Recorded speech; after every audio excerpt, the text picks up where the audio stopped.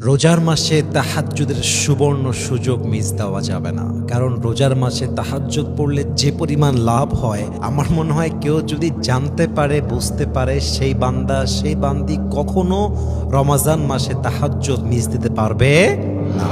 Number 1, হাদিসে আসছে যেই বান্দা রমাজান মাসে রাত জেগে কিয়ামুল লাইল করবে তথা নামাজ পড়বে, আল্লাহ রাব্বুল ইজ্জাত ওয়াল জালাল তার পেছনের সমস্ত গুনাহ খাতা মাফ করে দেবে। সুবহানাল্লাহ পড়েন সবাই আপনারা। তাহলে প্রথম লাভ কি? আপনার পেছনের গুনাহ মাফ হয়ে যাবে। দ্বিতীয় লাভ হলো, যে বান্দা তাহাজ্জুদ গুজার হবে তার সাথে আল্লাহর সম্পর্ক জুড়ে যাবে, তার সাথে আল্লাহর সম্পর্ক হবে বন্ধুত্বের মতো। একদম সবচেয়ে কাছের বান্দা হবে সেই বান্দা যে তাহাজ্জুদের সময় উঠে তার রবকে ডাকবে। 3 নাম্বার লাভ হলো, আপনি যখন তাহাজ্জুদ গুজার হবেন আপনি হয়ে যাবেন মুস্তাজাবুদ দাওয়া।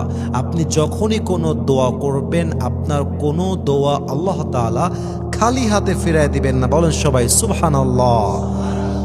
এই জন্য যদি আপনি চান আপনার দোয়া কবুল হোক, আপনি যদি চান আপনি আল্লাহর প্রিয় বান্দা হবেন, আপনি যদি চান আল্লাহর কাছে আপনার গ্রহণযোগ্যতা বাড়বে, আপনি যদি চান আল্লাহর খালেস বান্দা হবেন, তাহাজ্জুদ মিস দেওয়া যাবে না। তাহাজ্জুদের মাধ্যমেই একজন বান্দা আল্লাহর সবচেয়ে নিকটবর্তী হয়। তাহাজ্জুদের মাধ্যমে একজন বান্দা তার মনের ইচ্ছা পূরণ করতে পারে দোয়ার মাধ্যমে। এবং তাহাজ্জুদের সবচেয়ে বড় একটা লাভ হচ্ছে, আল্লাহ আপনাকে দোজখ থেকে মুক্তি দান করে, আল্লাহ আপনাকে জাহান্নাম থেকে মুক্তি দান করে।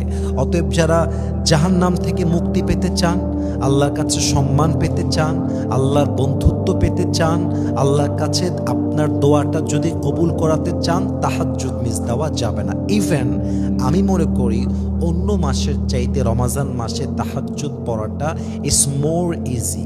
এর কারণটা কি? আমরা কিন্তু সাহারি খেতে উঠতেছি, এক ঢেলে 2 পাখি। সাহারি যেহেতু খেতে উঠতেই হবে, আমরা 10 মিনিট আগে উঠবো, অজু করে তাহাজ্জুদ পড়ে দোয়া করব। এই ছোট্ট একটা আমলের মাধ্যমে আপনার জীবন যে কত পরিবর্তন হবে, আপনার জীবনের কত দোয়া যে কবুল হবে, ইউ জাস্ট কান্ট ইমাজিন। আপনি কল্পনা করতে পারবেন না। এজন্য সবার কাছে আবদার, আর যাই হয়ে যাক, রমাজান মাসে আমরা কোনোভাবে তাহাজ্জুদের মতো একটা গোল্ডেন চান্সকে আমরা মিস করব না। আল্লাহ আমাদের সবাইকে তাহাজ্জুদটা কন্টিনিউ করার তৌফিক দান করুক। আমিন।